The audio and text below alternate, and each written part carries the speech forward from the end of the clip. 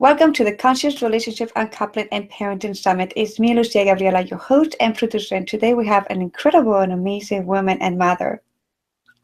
Erin Delaney is a professional coach, teacher, writer, and speaker. Has worked with hundreds of women and girls over the last 25 years, guiding them in the areas of self-expression, empowerment, and sexual integrity. Thank you, Erin, for joining us today and saying yes to the summit. Thank you so much for having me, Lucia. Yes. And before we dive deep into our topic today, we would like to learn from you, how do you start in this journey of conscious relationship and parenting? That's a great question. Conscious parenting, since I'll be mostly talking about parenting today, I started the conscious parenting awareness, I would even say, growing up, being very, very keenly aware of what was working and what wasn't working, watching and observing all the time relationships and how parents were doing it differently. And so on some level, I would say, I've never been asked this question before, I would say that I've always been attuned to it and aware of it. And then in my 20s, I was teaching dance. I was a 5 rhythms dance teacher for many years. And there was a group of women who came to my class who were starting a Waldorf school in the area where I was teaching the dance. And I learned a lot about Waldorf and would go to their events. I didn't have a child yet, I would go to their events and go to different festivals and connect with the teachers. So I started learning a different way of teaching and leading children.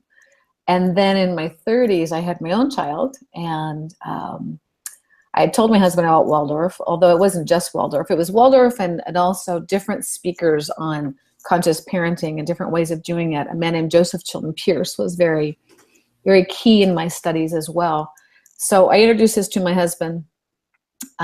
There's a fun story actually of my husband's he's from Mexico. We were living in Mexico when my daughter was born, and he's from a family of educators.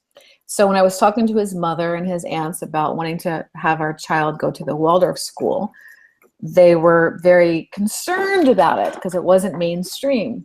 So I invited his mom to go with us to a open house for a Waldorf school there in Mexico.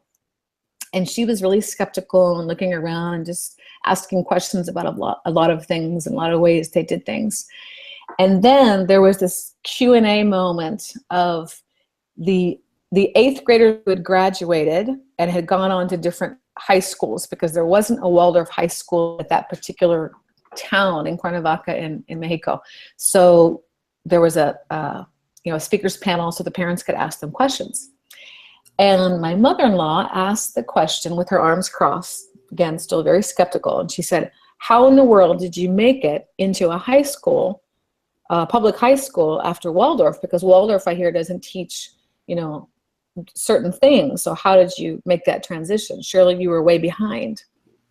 And this one girl spoke and she said, it's true that in some ways I had to catch up with certain things. Like, for instance, learning the computer. They don't learn computers, at least at that time, they didn't learn computers in, past or before high school in the Waldorf. She said, I did have to learn how to catch up with computer skills and a couple other things. And she said, but the truth is it was easy. It wasn't like that big of a deal. I was just a few months behind. I just took extra time and effort.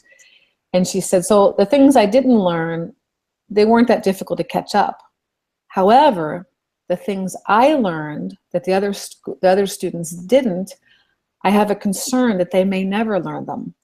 And she said things like respecting a teacher. She said we were just taught when we were raised to say hello and to shake the hand of the teacher at the end of the day and thank them for the day of teaching. And she said the students didn't do that where I was. The bell would ring and they would run out of the room and no one would pay attention to the teacher. Or things like respecting the earth. We were taught that every stone is important, every flower is important, or how to take care of a room. She said the kids would throw, the kids would throw, trash in the trash can and didn't care whether it made it or not, they didn't care. And she said we were always taught to respect the environment. And my mother-in-law was crying and tears were coming down her eyes. And down her face, and she understood why it was important to raise our daughter in that way. And I'm not saying the Waldorf school is the only way, by the way, but since you asked the question, I know there's incredible teachers everywhere in public schools and private schools and all over. So it's not so much about Waldorf, but it is answering the question about choosing a conscious choice of that's one of the ways that we chose to raise our daughter. And she didn't complete it. She only went through 8th grade and chose not to go into Waldorf for high school, and we honored her request. So the whole conscious parenting thing, it's an ongoing thing. I'm certain we didn't do everything consciously. I'm very certain of that. But the key of it, and we'll get into this as we talk about the sexuality piece, is for me, what makes me or us as parents more conscious is owning our mistakes, owning the I don't know, owning the let me try this and see if this is right. It's the paying attention constantly to what's working, to what's not working. It's the listening to the child and incorporating the child's opinions and thoughts and wisdom into the whole family. It's my life. I mean, like, children have always been a huge piece of my life, whether I'm teaching or parenting or watching friends' children or whatever it is. It's crucial. It's conscious parenting is crucial, and it takes different flavors for different people. So I don't think that there's a one way, by the way. I love the passion and the detail in it, because the deliciousness of raising conscious kid is the awareness. It's like finding ourselves, the parent, the awareness, and owning it, like you say, who we are, and sharing the best that we have available for them. And I totally love Waldorf education. And I'm so excited to learn. Our topic today is how to talk with your daughter about sex and build trust that can last a lifetime. So I'm excited to hear this from you, especially knowing that you have a teenager. And in my personal life, my daughter is just 9 now, and it's going to be exciting to see her. So whatever I can learn from you that can help me to help her and bring her into the journey of growing, becoming a teenager and puberty. So moms are so freaking scared of it, and some of us, we're like so excited to see what actually is happening. Both, right? Excited and scared. Yeah, so we're so excited to learn from you today, Erin, and let's just do it. Here we go. Great. So the topic, how to talk to your daughter about sex and build trust that can last a lifetime. That topic is very, very near and dear to me. It is, with my daughter being an older teen now, it's definitely the area of the greatest growth in my life, and in an enormous, enormous way. And today, what we're going to go over, there's me and my daughter. That was a few years ago. Right when we were in the thick of all of this deep learning together. My daughter is one of the greatest catalysts for this area for me. And I'll just tell a brief story, which has to do with when we first started tapping into this topic. I had not done a whole lot of work around it in my own life, in my own self. And I hadn't really studied much of how to do that, how to approach sexuality and how to talk to kids about it. A little bit I did, but not too much. And at an early age, she was such a catalyst for me to help me dive into it full force. And I'll get a little bit more into that story in just a minute. But the main thing to just know before I move on is just saying this being, and I've heard other mothers speak of the same thing, that our daughters are such an important tool for us to move into this topic. So many mothers, as many of you know out there, are concerned about the way social media influences how our kids view sex. And most mothers are really afraid of their daughters feeling pressured or getting STDs or getting pregnant or, worse, getting raped. And it's no small matter. It's a big deal. And what most mothers want is for their daughters to be safe and healthy, of course, sexually and in all ways. And they also want to have a relationship with their daughter that's built on mutual trust and respect. I mean, who doesn't want that, right? I mean, it's at the core of who we are as mothers. It's so painful when our daughters move away from us. And right at the time when on some level they need us in a lot of ways. And we'll discuss that. We'll talk about that more in just a little bit. And most mothers don't know how to do this, how to keep that respect, that trust, that connection. And they don't know how or when to start addressing the topic of sexuality. And once they do, they don't know what to say or how they can get their daughters to listen to them and to open up to them. So what we're going to cover today is 3 powerful steps to create a trusting and empowered relationship with your daughter, especially around the topic of their body and sexuality. It's so, so important. When my daughter was moving into the preteen years, when she was a tween, I went to a couple lectures on sexuality, and I was surprised at how the presenters were focusing on all the negative things about sex these days, which of course there's a lot of negative things, and we're going to talk about that. But I was ready to take notes on how to empower her, how to talk about it, and how to make it, how to talk about the joyful things about it, and share all the great things. And none of the lectures I went to talked about that at all. They were very fear-based and concerned, and making it look very dark and dim and scary. And although that is important to address those pieces, it's very important, I have learned that what we don't teach the girls, either from just not talking about it at all, or like I said, or of overly focusing on the negative pieces, we often avoid or skip over the part of telling them about the wonderful things about sex. The great mystery and the wonders of stepping in, moving into this amazing part of their life and their body and their being and their creation. And from talking to so many mothers, I hear them speak of, well, if I start talking about the great things about sex, and they're going to go out and have it. Like they're afraid that if they encourage the good things, that it's going to encourage them to go out and do that. And what I want to say is, from also research, from what I've understood, is that's not the case at all. It's not the case. They're going to learn, especially now, about sex, regardless of what we do and we don't say. And more than likely, they're going to learn about sex through porn. So, and of course their peer. So let's just dive into the steps. After really contemplating a lot and playing with different possibilities, the most important thing that I think is crucial for mothers to understand is I need to be a safe place for their daughter. A safe place for their daughter to come to. And do you know what's going to help her to trust you and turn to you as the safest place?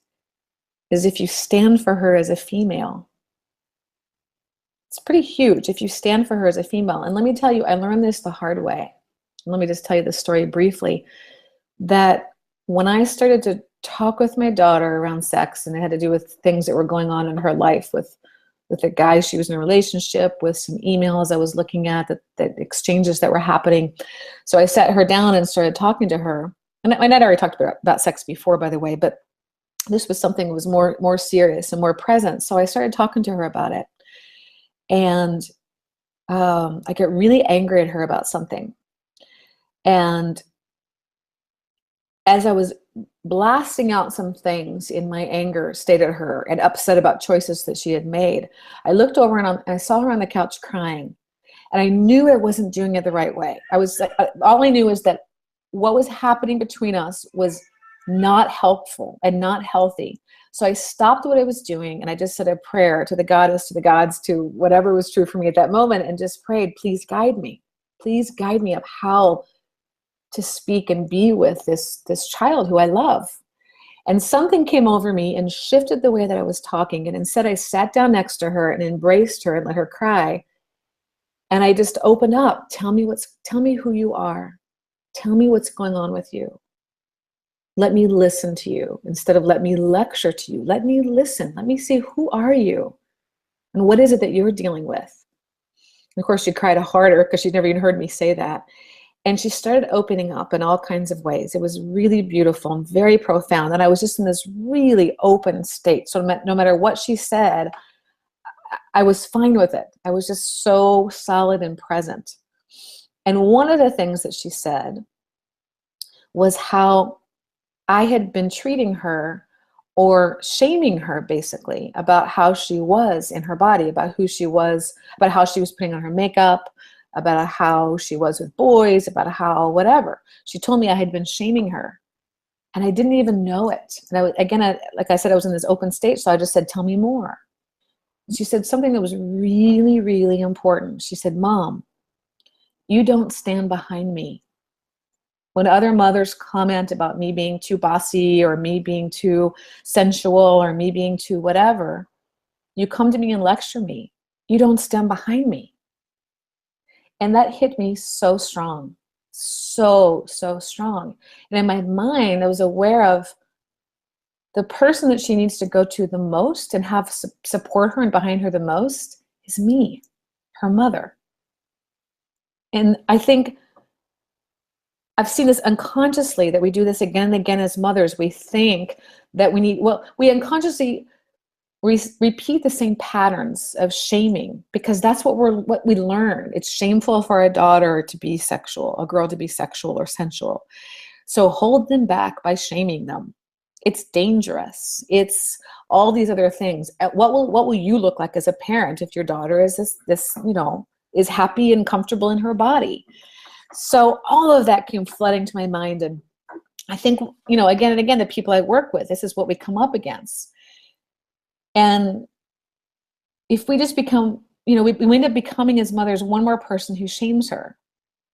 And the one person who can relate to her the most, who knows her the most, who has her back, who could have her back, who has her same, body form, her same blood. It's just a different blood, of course, but I mean the same bloodline. If that person, the mother, is shaming her, then she's lost. And of course, like I was saying, she's going to go get her information from other sources. So the place of being a safe place for her is important. It doesn't mean we're going to love the things that she says. It doesn't mean we're going to agree with everything that she does. But I've learned how crucial it is that you as mother, that me as mother, I'm the backbone for her. I'm there for her. She's going to naturally, as girls will, as teenagers will, she's going to naturally move away. They must. They have to break away and find their freedom. So we're all, it's like we can't get away from that. And I think it's actually healthy and important, even as it stings. And, I never believed it would happen. And of course it does happen. And sometimes they say hurtful things and all of that. It's a part of the learning. It's a part of their finding of themselves. And yet it's our job as mothers to be secure and to stay grounded and to get support from other mothers. That's what I found is really important too, because it is painful. But if they know that they can come to me when they need us, when they've made mistakes, when they have important questions, and we're not going to flip out or judge them. So important. So from that place, and actually even more further, if they know that we're going to celebrate their natural blossoming as female, and they're naturally going to be both excited and nervous. They're going to be empowered sometimes and disempowered other times. They're going to feel confident and confused about the world they're entering, about guys or girls or however all that formulates for them. But they're ultimately the same as us. They just want to be loved and accepted and to experience this amazing world and this amazing new place and to find their place within it. So from that place being a safe place, a safe resource for her. Now, the word resource has a different place than just being a safe home for her to return to. I looked up the meaning for the word resource. It says to provide with assets necessary for effective operation, which is very funny, but basically it means, to me, in terms of this, I'm going to go right to the second place, which is, the second thing is we need to know the world she's navigating, which is different than the world we were navigating at their age, very different. I mean, in some ways, they're dealing with the same things in terms of hormones and attractions and embarrassment and fears and letdowns and confusion, excitement, curiosity, getting aroused, getting confused, all of that. In that way, we're the same. But, and as most of us know, the world, the teens, because of social media and because of the wider media are navigating today is very different than we had it. Very different. Much more toxic, much more loaded, much more sexualization all around them. Texts and Instagram and Snapchat, and I could go on and on about this. In fact, we go over it in detail in the course and in one-on-one coaching that I do, because it's really important to go through all of them. And on one hand, I see a lot of mothers, myself included, that I just wanted to avoid it. I didn't want to learn. I didn't want to get caught up in or learn all that they were learning. I knew enough about porn. I didn't want to have to read about it. It was painful when I would read about it. But I also knew that if I avoided it, I couldn't be that resource for her. You know, and I'm not saying a resource that I know all the answers, because we don't, and partly because all of this is changing so much. But meaning like, yeah, many things just keep getting added and changing, and you know, it's hard to keep up with all of it. But if we know and keep up just with at least the basic things that they have to deal with, it's really important. So when she comes to me, I'm not clueless of what she means by Snapchat, or even the terms, which I've gone over. I've interviewed a lot of teenagers, and I have a whole list of terms.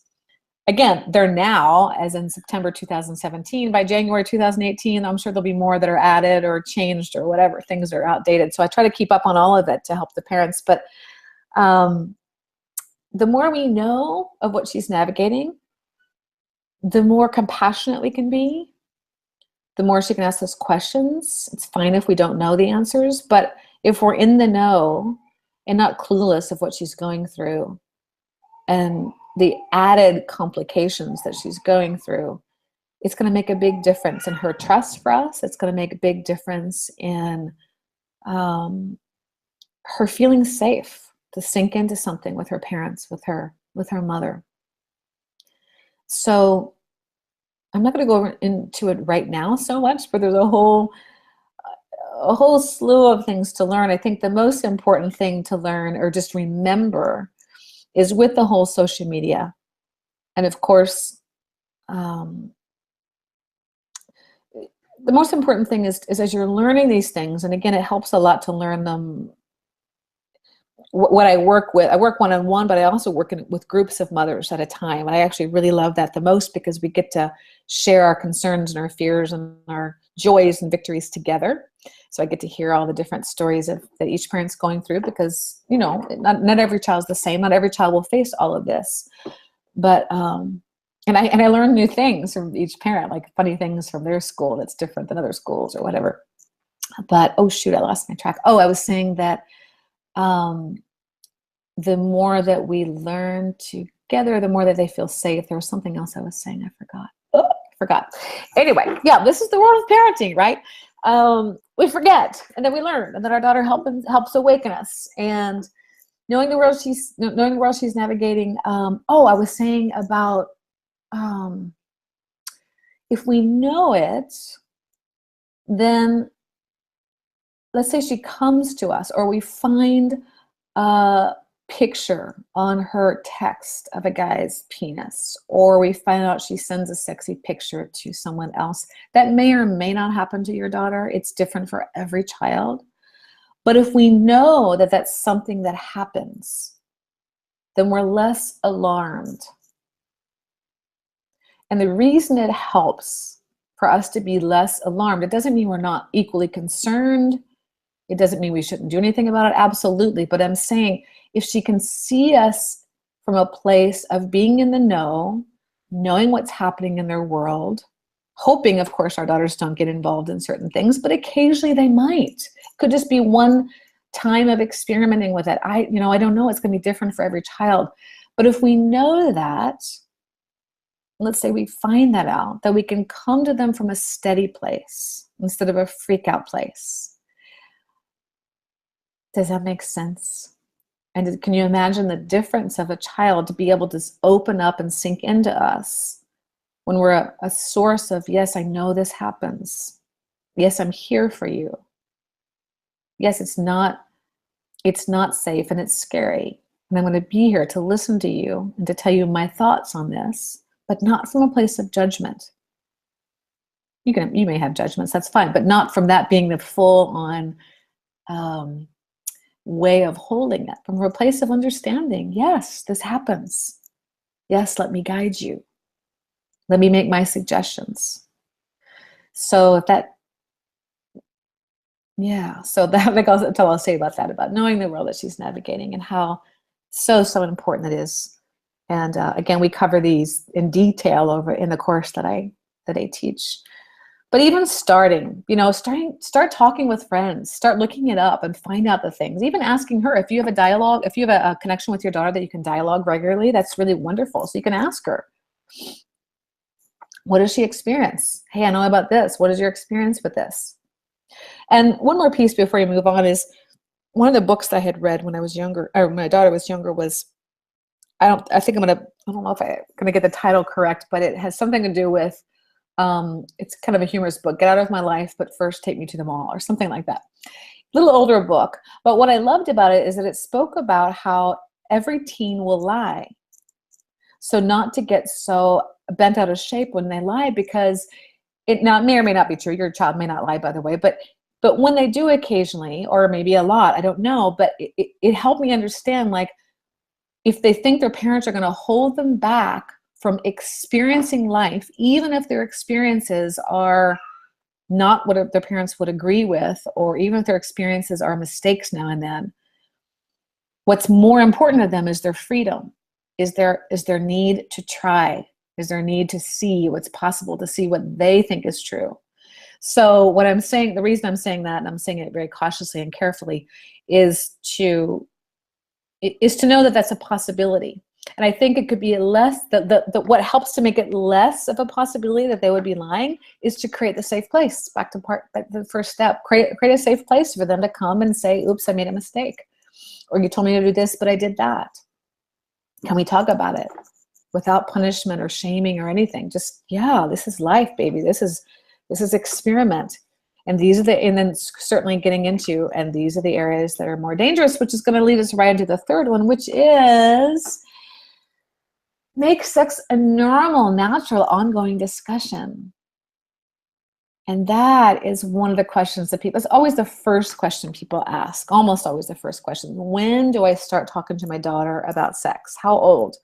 I don't think there's not an exact correct answer, but I've read through several articles and books, one of which is called The Talk by Dr. Sharon Maxwell. She's a friend of mine. She did a great job of scanning a lot of the things the pitfalls of parents and things that children go through. She recommended starting as early as 9 years old to start talking about sex. Even 8. I've heard even 8 before, in part because they can learn about porn. Some of them do learn about porn as early as 9 years old, which is really scary. If they're given a computer or a smartphone at a young age, chances of them finding porn or someone showing it to them is really likely. And I did not want to believe that. I was resistant to hearing that. And yet it's true. At one point, my daughter said, I think she was maybe 13 or 14, she's like, Mom, are you kidding me? Everybody watches porn. Like she's heard of people in their classrooms looking on their smartphones, when they're in the back of the class, during class, or, she's like, everyone does. So doesn't mean that she's correct. How would she know what everyone does? But what I did take that she was saying is that it's more rampant than you could possibly think, Mom. So if that's so, then talking with them about sex early is really important. I was sharing with a friend recently that was talking with her, I think he was 8 years old, asking questions about sex. And we played with ways to talk about it that you can say that's not lying, but it's also not giving all the details if you don't want to. So we said something like, we kind of came up with, there's something moms and dads do with their bodies that create, out of love, that create a baby growing in the mom's belly. And then the baby comes out after 9 months. I mean, something as simple as that could even be the start. So you don't necessarily have to talk about sexual intercourse first, but you've given them a picture. So just in case they do look at porn and go, oh, that's what they do, but there's been at least a context. And then you can also say however you say it, it's best when they do it when they're with someone who they have babies, when they were with someone they love. And there's also ways to not have babies, all that kind of dialogue. I'm not going to get into that so much right here. We do go over that in my course, but I think it's important mostly just to the point I'm making about making sex a normal, natural, ongoing discussion. The word normal and natural are key here. And actually and ongoing is another key word. So ongoing meaning moving away from the old perspective of sex talk, in the old, I'm going to call it old fashioned, even though a lot of people still hold it this way. Oh, I'm going to have sex. I'm talking about sex within one time, which you can't do that now. I mean, you can if you want to, but it's not recommended at all. So ongoing is a way to make it natural, just like we ongoingly talk about whatever, sports, so we're going to have for dinner. I mean, maybe not quite that often, but it's a natural part of life, and God only knows how it's a natural part of their upbringing. Of their adolescent years. So natural, even if it's just thoughts or masturbating or whatever it is. But making it a normal topic is like, now we're talking about sex. Now we're talking about dinner. Now we're talking about bedtime. Now we're talking about your dance class after school. Now we're talking about your friends coming over, and making that a normal, natural thing. What will help make it more natural for us as mothers, for you as mothers, and here's where the core of the work comes in, is if you make it natural in your own self. So one of the greatest things that my daughter taught me as we started addressing the topic of sexuality in a broader way, as she was just turning 12. She was 12, just turning 13. So we're around that time frame.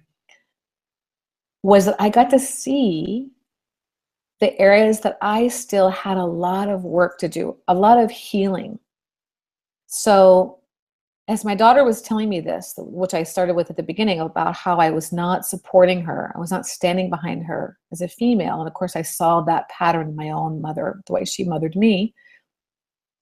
I committed to doing anything I had to do to clear out the sexual shame in my body and my being, so I could be an ally for her.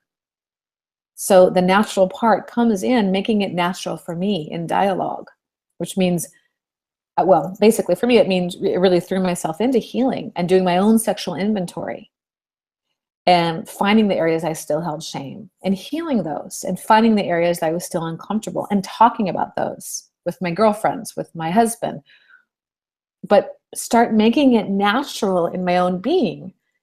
And that way it could be totally natural in my dialogue with her. I mean, now to this day, my daughter's almost 18 and we talk about sex. It's a topic that's very common, and her friends need to talk up to me about it because it was a very common thing. And I did tell her mostly of all the amazing things about it, the beautiful things, the power that women and girls, the female form, has, as well as loving our body, and as well as all that goes on around us that will tell us differently.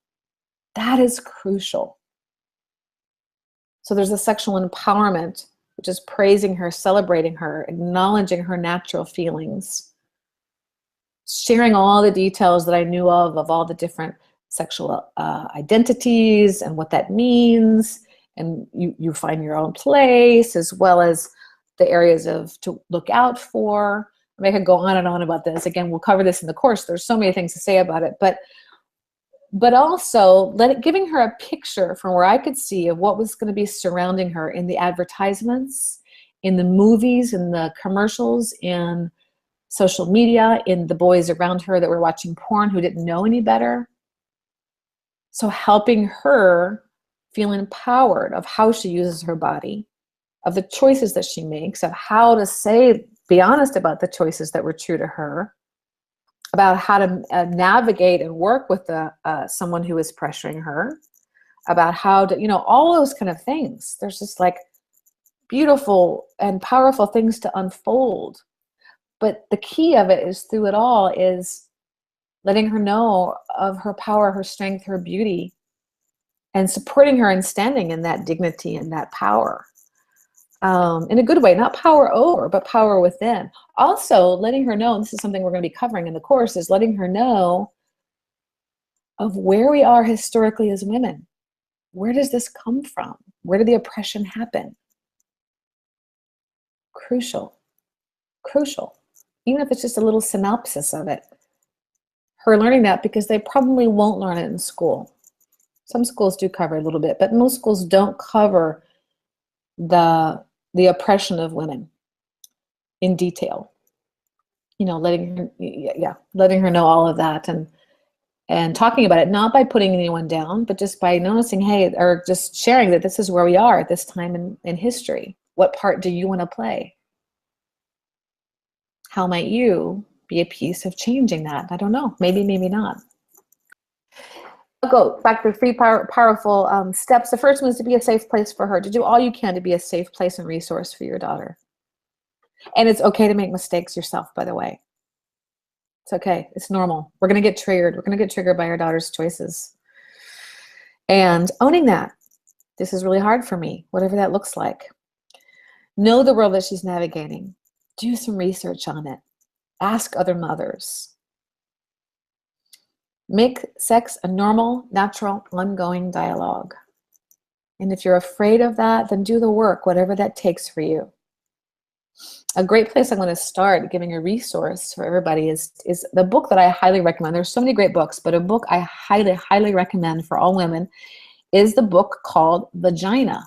It's called Vagina by Naomi Wolf, and it covers so much that I think is incredibly valuable for women. You'll definitely, if we hold any sexual repression ourselves, it's definitely going to come out through reading that book. You're going to tap into and seeing the normalcy of it, seeing where it comes from, seeing how sexual oppression of women, whether it's a strong sexual abuse, which some have had, or it's just the shaming, which is also a form of abuse. So no matter what the trauma is, a big trauma or a small trauma, it still holds us back as women. It's a game that's been happening for many, many, many centuries. And learning about it and understanding it is incredibly helpful.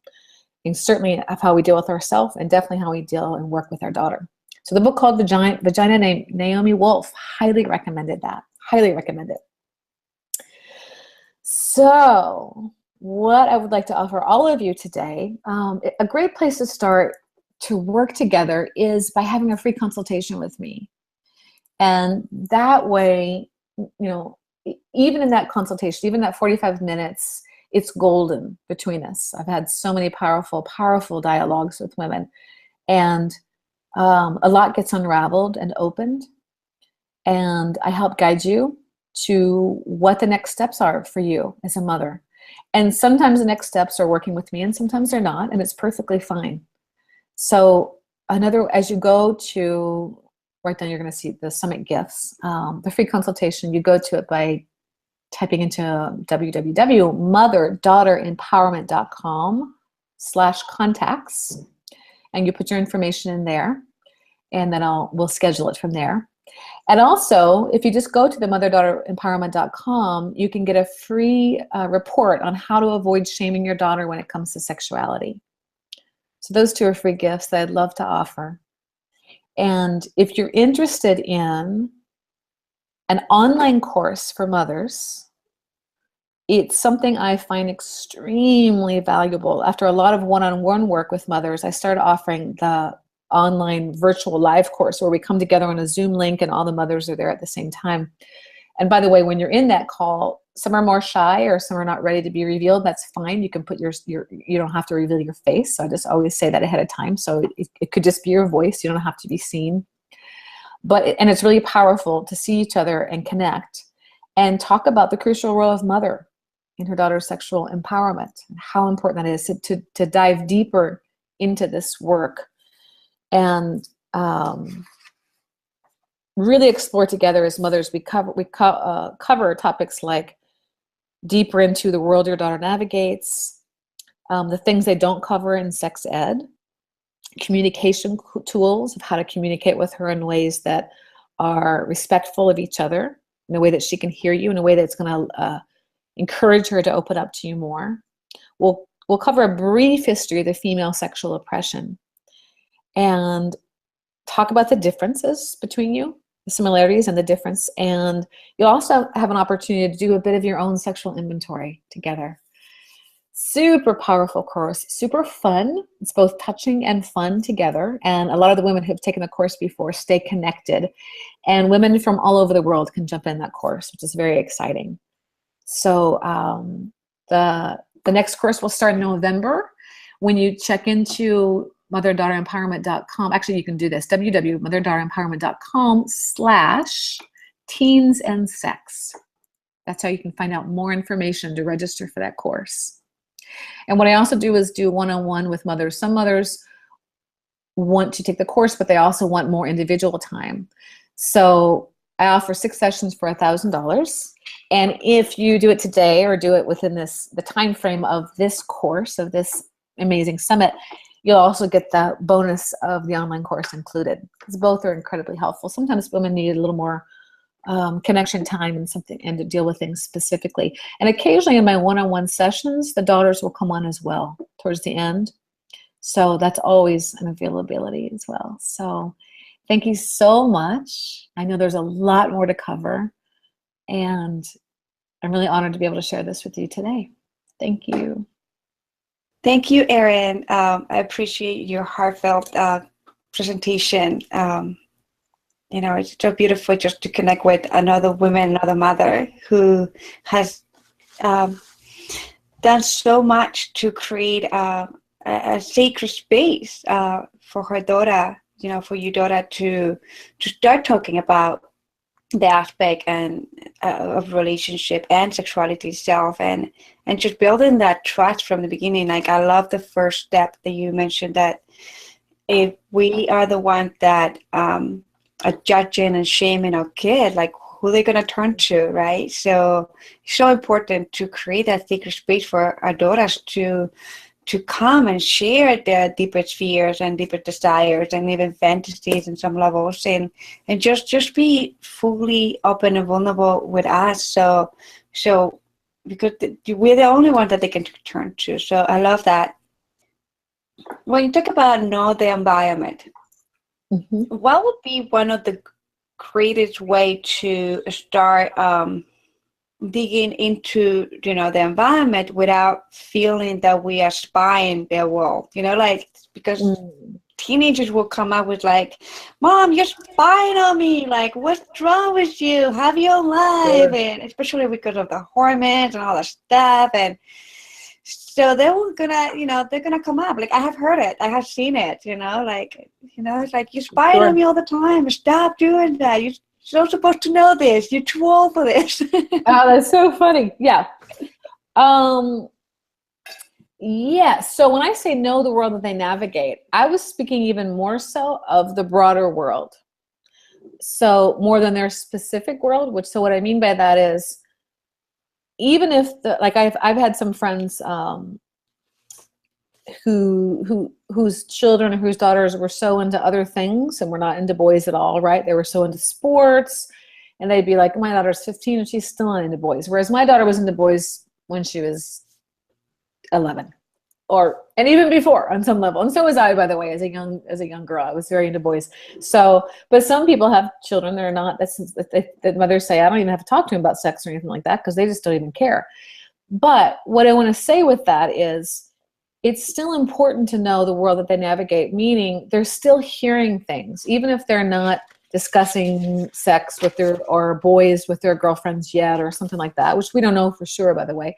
But they're still surrounded in an environment where they're hearing comments from boys, or they're hearing stories of other girls next to them in the lunchroom, or they're hearing it from older siblings or cousins, or they're seeing things on TV or shows, or they may never even see porn. But regardless, it's still a very strongly sexualized culture, and a lot of the kids around them are going to be more in the know or advanced, or even if it's a joke, if it's a sexual joke. Like, I remember my daughter receiving emails of sexual jokes from some guy, and I knew she didn't even understand what they meant. I was pretty sure she didn't.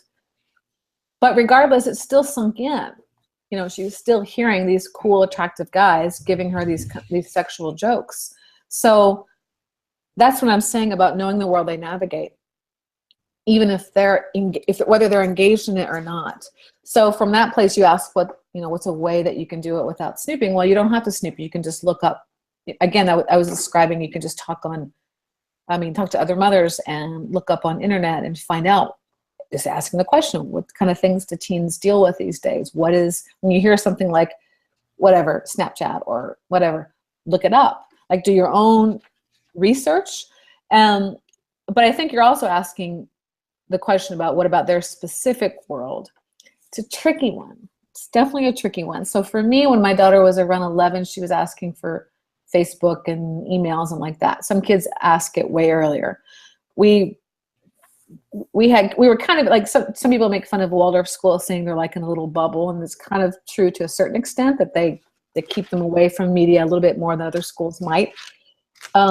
So we pushed it until she was 11, and when I finally, or maybe 10, I think it was 11, when I finally said, yes, you can have Facebook, and yes, you can have an email, but I said I need to have access to it for a while so I can check it.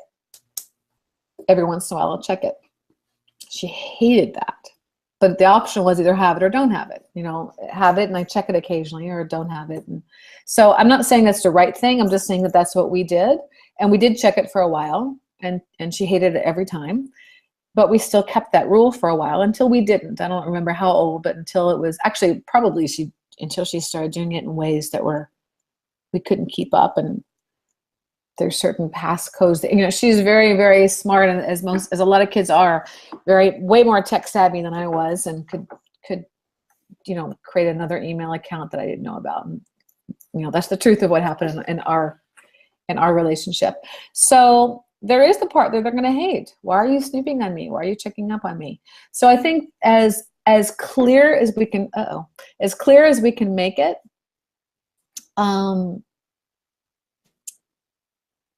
just being really upfront and honest about it, it's going to help.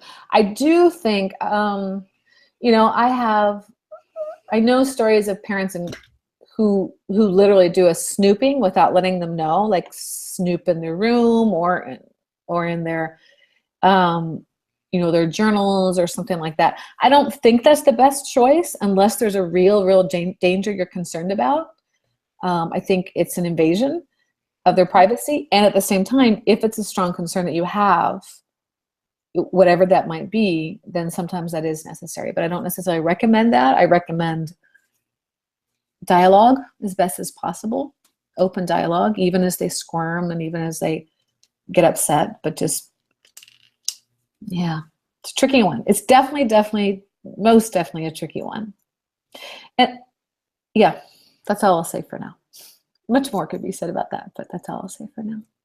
When you were mentioning about what age to recommend to talk about sex, it's just fascinating that I was introduced to, you know, as a younger child, you know, like back home in Ecuador, it was so, you know, my dad will be naked, my mom will be naked. So I grew up in a beautiful environment where, at least I'm so grateful, because that realm of my life, it was just beautiful to see that it was so normalized, like so normal for us.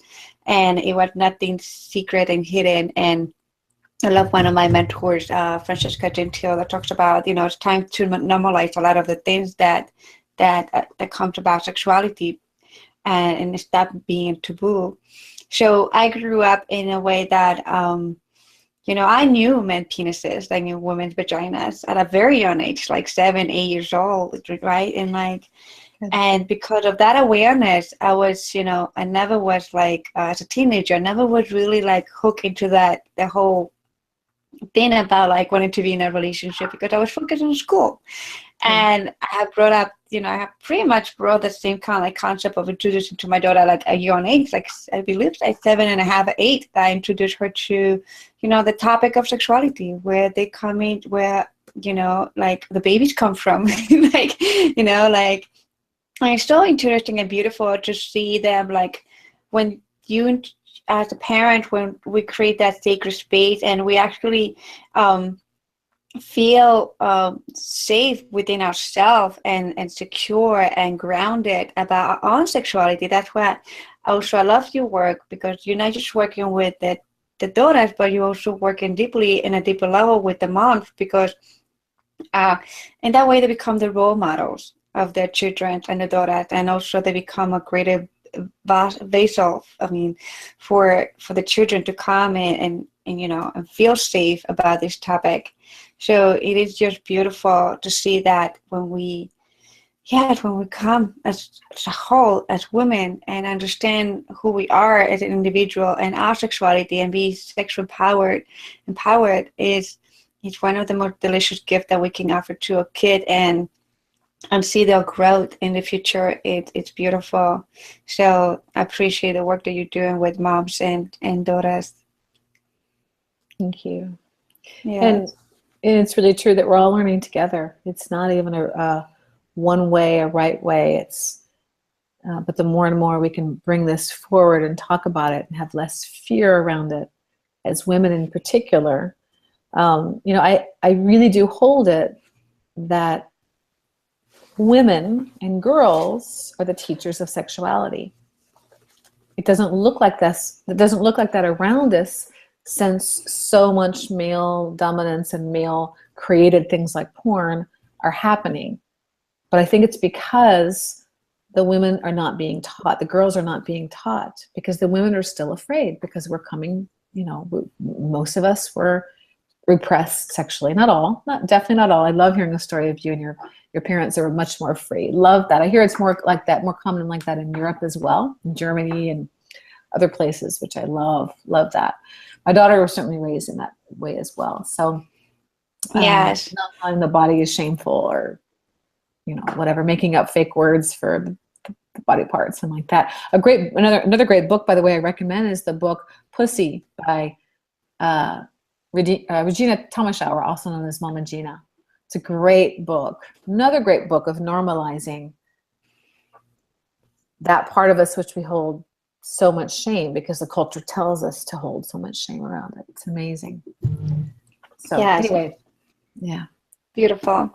It's beautiful. Appreciate that. I know the power of creating that movement in your own community to help, bring more of that awareness and that empowerment, that sexual empowerment that we all are looking for, and many people crave for. And yes, and it's just a good topic to have. It's all about the conversation, like you say. It's all about to have a conversation, a real open, conscious communication around sexuality, with as much truth and honesty that we can put on the table. And everybody talk about the specific ages, the specific details of sexuality.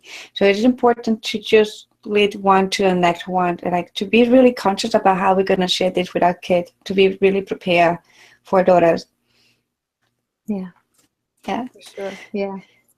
Thank you so much, Erin, for your amazing, heartfelt presentation today and conversation. I really appreciate you. So how can we find you again? Thank you. You can go to www.motherdaughterempowerment.com. Thank you. You're welcome. Thank you. So we thank you, amazing audience, for tuning in to this episode of another episode of Conscious Relationship and Uncoupling and Parenting Summit. So we'll see you in the next episodes. Have a great day. Bye. Bye.